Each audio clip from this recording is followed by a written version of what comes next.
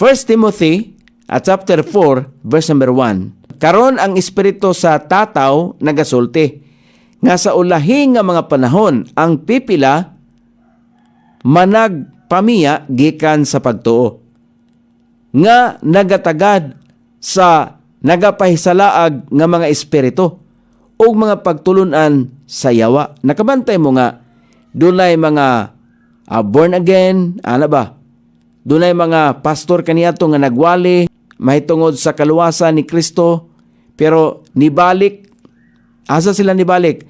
Nibalik nga to sa nagtudlo nga ang kinabuhing dayon, unya na makaplagan sa dihang mamatay na ang tao. Nibalik sila dito.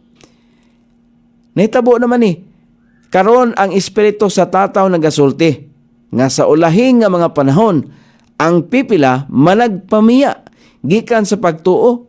Pagtuo nga si Kristo ang manluluwas ni biya nga nagatagad nga to sa nagpahisalaag nga espiritu. Ikaw ganahan ka na. Ug ang mga pagtulunan sa mga yawa.